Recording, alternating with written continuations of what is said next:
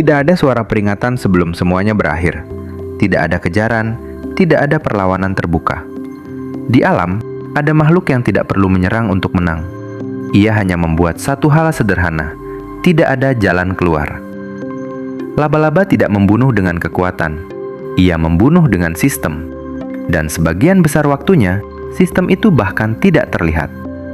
Selama ini, laba-laba dianggap makhluk kecil yang remeh. Tubuhnya ringan, langkahnya pelan, hidup di sudut-sudut gelap yang jarang diperhatikan. Tidak berbisa paling mematikan, tidak memiliki rahang besar, tidak pula berburu seperti predator lain. Banyak orang melihatnya hanya sebagai gangguan, penghuni rumah yang diam, pembuat jaring yang kotor, sesuatu yang seharusnya disapu dan dilupakan. Namun persepsi ini keliru, karena laba-laba tidak diciptakan untuk terlihat mengancam. Ia diciptakan untuk tidak perlu hadir secara aktif. Dalam kesehariannya, laba-laba adalah makhluk pasif. Ia tidak berpatroli, ia tidak mengejar, ia tidak membuang energi untuk mencari mangsa. Sebagian besar waktunya dihabiskan dalam diam, menggantung, menunggu, atau bersembunyi di balik struktur yang tampak sederhana. Jaringnya sering dianggap alat berburu, padahal lebih tepat disebut arsitektur kontrol. Sebuah ruang yang dirancang agar kesalahan kecil menjadi keputusan terakhir. Di mata ekosistem, laba-laba menempati posisi yang tenang namun menentukan. Ia bukan pemangsa puncak, tetapi ia mempengaruhi aliran kehidupan serangga dalam skala besar. Tanpa terlihat, ia mengatur siapa yang terbang terlalu jauh, siapa yang bergerak terlalu cepat, dan siapa yang tidak pernah sampai ke tujuan. Tidak dengan kekerasan langsung, melainkan dengan konsekuensi. Yang membuat laba-laba berbahaya bukanlah racun atau taringnya, melainkan ketiadaan negosiasi. Ketika seekor serangga menyentuh jaring, tidak ada fase peringatan, tidak ada kesempatan kedua. Getaran kecil itu sudah cukup untuk mengubah status hidup menjadi terperangkap. Dalam hitungan detik, dunia yang sebelumnya terbuka menyempit menjadi benang-benang lengket yang saling mengunci. Laba-laba tidak memutuskan siapa yang pantas mati. Ia tidak memilih dengan niat. Ia hanya membangun sistem, lalu membiarkan alam bekerja di dalamnya. Dan disitulah konflik utamanya bermula. Karena laba-laba bukan makhluk yang aktif membunuh. Ia adalah makhluk yang membuat dunia berhenti memberi jalan. Di bab ini, laba-laba masih tampak biasa, kecil, diam, nyaris tak penting. Namun justru dari kesan inilah seluruh kisahnya berbahaya. Karena ketika sesuatu terlihat tidak mengancam, kita cenderung terlalu dekat, hingga akhirnya menyentuh sesuatu yang sejak awal tidak pernah memberi jalan keluar. Untuk memahami mengapa sistem laba-laba begitu efektif, tubuhnya harus dilihat bukan sebagai hewan kecil dengan racun, tetapi sebagai insinyur biologis. Laba-laba tidak mengandalkan satu senjata.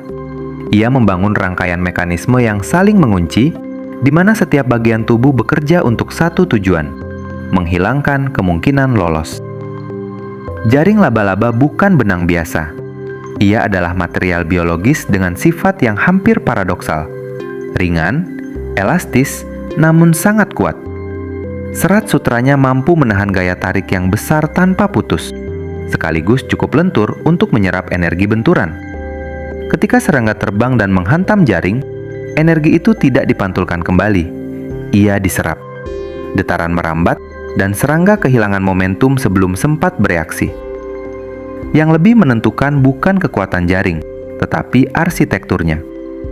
Pola spiral dan radial bukan dibuat untuk estetika, melainkan untuk distribusi gaya dan transmisi getaran.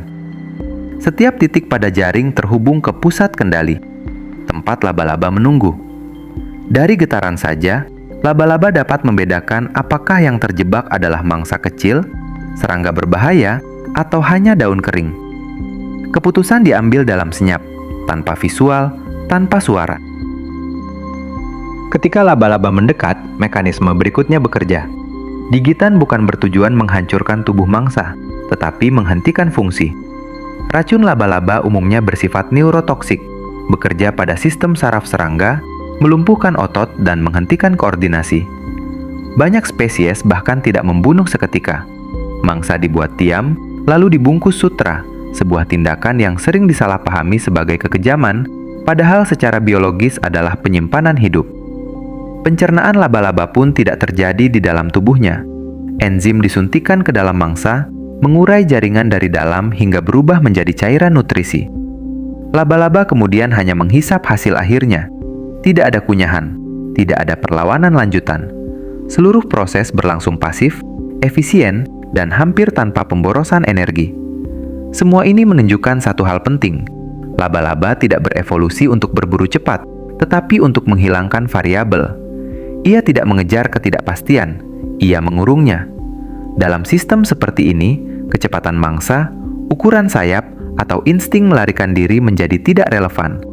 Begitu jaring disentuh, hasilnya hampir selalu sama. Di bab ini, laba-laba mulai kehilangan kesan sebagai makhluk kecil yang diam.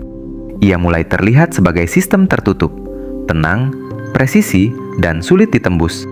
Dan ketika sistem seperti ini bertemu dunia yang bergerak cepat, yang runtuh bukan hanya mangsa, melainkan ilusi bahwa kecepatan selalu berarti selamat. Titik balik dalam sistem laba-laba terjadi bukan saat jaring disentuh, tetapi saat tubuh mangsa berhenti menjadi miliknya sendiri. Di momen ini, alam tidak lagi bekerja sebagai interaksi biasa, melainkan sebagai pengambil alihan total terhadap fungsi hidup. Begitu racun disuntikan, sistem saraf mangsa mulai kehilangan kendali. Impuls listrik yang seharusnya mengatur gerakan otot menjadi kacau. Sayap masih ada, kaki masih utuh, tetapi koordinasi hilang. Mangsa tidak selalu mati cepat. Banyak yang masih hidup, masih sadar secara biologis, namun tidak lagi mampu bergerak. Dalam dunia hewan, ini adalah kondisi paling rentan, hidup tanpa kendali. Pada serangga kecil, proses ini berlangsung cepat. Otot lumpuh, metabolisme menurun, dan tubuh berhenti melawan. Pada mangsa yang lebih besar, bahkan vertebrata kecil, efeknya bisa lebih kompleks. Kejang, gangguan pernapasan, dan kegagalan koordinasi terjadi bertahap. Nafas menjadi tidak teratur. Tubuh berusaha menyesuaikan diri, tetapi sistem saraf sudah tidak lagi sinkron. Yang membuat fase ini terasa kejam bukan karena rasa sakit yang eksplosif, tetapi karena ketiadaan jalan keluar. Tidak ada luka besar untuk memicu kematian cepat. Tidak ada kerusakan organ instan. Yang terjadi adalah penonaktifan fungsi hidup secara perlahan. Tubuh masih utuh, tetapi tidak lagi berdaulat atas dirinya sendiri. Bagi laba-laba, ini bukan tindakan agresif. Ini adalah efisiensi. Racun digunakan sekedar untuk memastikan satu hal. Mangsa tidak lagi menjadi ancaman dan tidak lagi membuang energi laba-laba. Setelah itu, proses menjadi mekanis. Sutra membungkus tubuh. Enzim dikeluarkan. Pencernaan dimulai dari luar. Waktu tidak lagi relevan. Dalam konteks ekologi, inilah momen di mana laba-laba benar-benar menunjukkan dampaknya. Ia tidak hanya membunuh serangga, tetapi menghapus potensi reproduksi, memutus siklus hidup sebelum sempat berlanjut. Satu mangsa yang terhenti berarti ratusan telur yang tidak pernah ada. Dampaknya tidak terlihat dalam satu malam, tetapi terasa dalam keseimbangan populasi jangka panjang. Bagi manusia, fase ini sering luput dari perhatian karena jarang terlihat langsung. Kita melihat jaring kosong. Kita melihat laba-laba diam. Kita jarang menyaksikan prosesnya. Namun di balik keheningan itu, terjadi ratusan interaksi biologis yang menentukan siapa yang bertahan dan siapa yang tidak pernah diberi kesempatan kedua. Disinilah laba-laba berhenti terlihat sebagai hewan kecil yang pasif. Ia menjadi pengendali senyap, bukan dengan kekerasan terbuka, tetapi dengan menghapus kemungkinan bergerak, bernapas normal, dan bertahan, bahkan sebelum dunia menyadari bahwa sesuatu telah salah. Laba-laba sering disamakan dengan predator berbisa lain, kalajengking, ular kecil, atau serangga pembunuh. Namun perbandingan itu runtuh ketika mekanismenya dilihat lebih dekat. Laba-laba tidak mengejar, ia tidak menyerang secara frontal. Ia tidak mengandalkan kecepatan atau kekuatan tubuh. Ia membangun sistem, lalu membiarkan dunia masuk ke dalamnya. Banyak predator berbisa bekerja dengan konfrontasi langsung, gigitan, sengatan, lalu reaksi cepat. Laba-laba bekerja satu langkah lebih awal. Ia mengubah lingkungan menjadi alat. Jaring bukan sekedar perangkap fisik, tetapi ekstensi sistem sarafnya. Getaran kecil pada satu benang memberi informasi arah, ukuran, dan tingkat perlawanan mangsa. Sebelum racun digunakan, keputusan sudah dibuat. Disinilah laba-laba berada di kelas berbeda. Racunnya bukan alat utama, melainkan tahap kedua. Yang utama adalah kontrol. Mangsa tidak dihadapi sebagai lawan, tetapi sebagai variabel dalam sistem. Ketika seekor serangga terjerat, hasilnya hampir selalu sama. Bukan karena racun paling mematikan, tetapi karena peluang lolos hampir nol. Jika dibandingkan dengan serangga pemangsa seperti belalang sembah, perbedaannya semakin jelas. Belalang sembah bergantung pada refleks dan kekuatan lengan. Ia bisa gagal, ia bisa meleset. Laba-laba hampir tidak memberi ruang untuk kesalahan. Jaring bekerja bahkan ketika laba-laba tidak bergerak. Sistemnya aktif 24 jam, tanpa kelelahan, tanpa konsumsi energi besar. Bahkan di antara laba-laba sendiri, mekanisme ini tetap konsisten. Spesies yang tidak membangun jaring pun menggunakan prinsip serupa: kontrol jarak, racun presisi, dan pencernaan eksternal. Tidak ada pembunuhan cepat yang boros, tidak ada pertarungan panjang yang berisiko. Semua diarahkan pada satu tujuan: meminimalkan ketidakpastian. Secara evolusioner, ini adalah puncak efisiensi. Laba-laba tidak perlu menjadi yang paling besar, tidak perlu menjadi yang paling berbisa. Ia hanya perlu memastikan bahwa setiap interaksi berakhir dengan hasil yang sama. Dan dalam dunia alam, konsistensi seringkali lebih berbahaya daripada kekuatan mentah.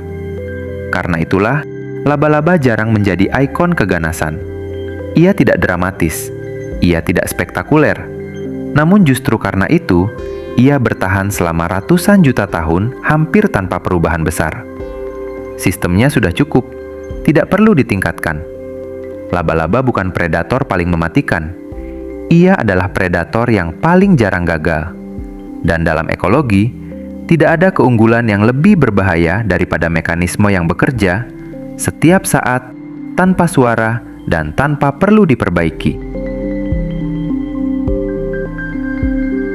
Hubungan manusia dengan laba-laba selalu dimulai dari ketidakseimbangan persepsi. Tubuhnya kecil, kakinya banyak, geraknya tidak terduga. Ia memicu rasa tidak nyaman yang sulit dijelaskan secara rasional. Banyak orang takut bahkan sebelum tahu spesies apa yang mereka lihat. Ketakutan ini jarang lahir dari bahaya nyata. Ia lahir dari bentuk, dari gerakan, dari cara laba-laba hadir tanpa suara dan tanpa ekspresi. Secara statistik, sebagian besar laba-laba tidak berbahaya bagi manusia. Banyak spesies bahkan tidak mampu menembus kulit. Namun fakta ini tidak pernah benar-benar menenangkan. Karena ketakutan manusia terhadap laba-laba bukan tentang racun, melainkan tentang kehilangan kontrol. Jaring yang tak terlihat, sudut ruangan yang gelap, rasa bahwa sesuatu bisa menyentuh tubuh tanpa disadari. Dalam sejarah peradaban, laba-laba sering diposisikan sebagai simbol. Penipu, pemangsa senyap, arsitek jebakan. Dari mitologi hingga cerita rakyat, ia jarang digambarkan sebagai makhluk netral. Padahal dalam kehidupan nyata, laba-laba justru hidup sangat dekat dengan manusia. Di rumah, gudang, ladang, dan kota, tanpa pernah berniat mengganggu. Ironisnya, manusia diuntungkan secara langsung oleh keberadaan mereka. Laba-laba adalah pengendali populasi serangga paling konsisten. Nyamuk, lalat, nengat, dan hama kecil lain menjadi mangsa rutin. Tanpa laba-laba, tekanan serangga terhadap manusia dan pertanian akan meningkat drastis.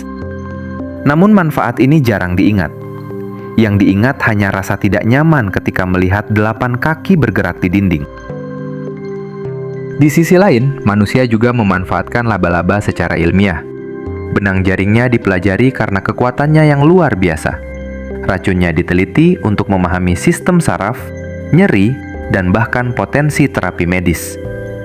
Mekanisme yang membuat mangsa lumpuh sedang diurai satu persatu di laboratorium, bukan untuk meniru kekejamannya, tetapi untuk memahami presisinya. Namun hubungan ini tetap timpang.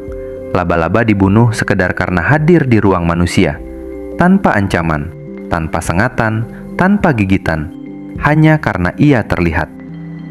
Ini menunjukkan sesuatu yang lebih dalam. Manusia tidak selalu takut pada bahaya nyata, tetapi pada makhluk yang beroperasi dengan cara yang tidak bisa ia baca.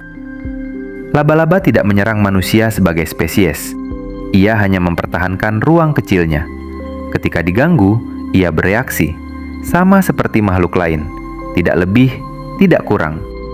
Namun karena reaksinya bekerja cepat dan tanpa peringatan, manusia memberi makna yang lebih besar dari kenyataan biologisnya. Di titik ini, laba-laba menjadi cermin. Ia memperlihatkan bagaimana manusia menilai ancaman, bukan dari data, tetapi dari rasa.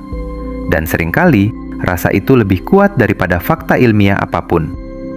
Karena dalam hubungan ini, yang sebenarnya membuat manusia gelisah bukan racun laba-laba, melainkan kenyataan bahwa ada sistem hidup lain yang bekerja sempurna tanpa pernah membutuhkan perhatian kita. Pada akhirnya, laba-laba bukanlah cerita tentang racun, jaring, atau ketakutan yang diwariskan turun-temurun. Ia adalah cerita tentang efisiensi, tentang makhluk yang tidak pernah berusaha menjadi dominan, tetapi tetap bertahan selama ratusan juta tahun tanpa banyak berubah. Laba-laba tidak mengejar dunia. Ia tidak membangun peradaban. Ia tidak mengubah lanskap secara kasar. Ia hanya menempatkan dirinya di titik yang tepat, menunggu dengan sabar, lalu bekerja ketika waktunya tiba. Tidak ada pemborosan energi, tidak ada gerakan sia-sia. Setiap benang, setiap sengatan, setiap getaran memiliki fungsi yang jelas. Di alam, strategi seperti ini jarang gagal, karena ia tidak bergantung pada kecepatan perubahan, melainkan pada konsistensi. Laba-laba tidak perlu menjadi yang paling kuat.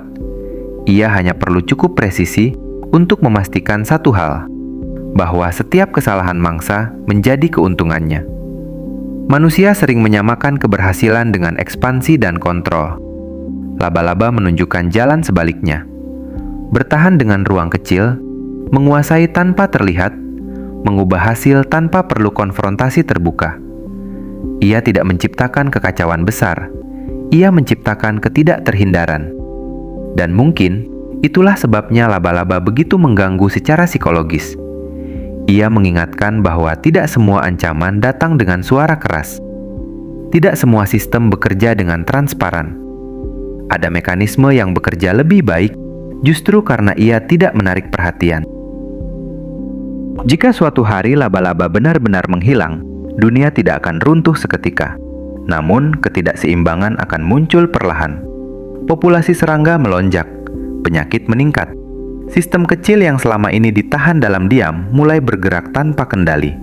Ketika itu terjadi, manusia mungkin baru menyadari bahwa makhluk yang paling sering diabaikan justru adalah penahan paling setia. Laba-laba tidak meminta untuk dipahami. Ia tidak menuntut simpati. Ia hanya terus bekerja, di sudut yang jarang dilihat, dalam keheningan yang sering diremehkan. Dan mungkin, pelajaran terakhir dari makhluk ini sederhana namun tidak nyaman. Bahwa di alam, yang paling bertahan bukanlah yang paling terlihat, melainkan yang paling tepat menempatkan dirinya di antara kesalahan makhluk lain.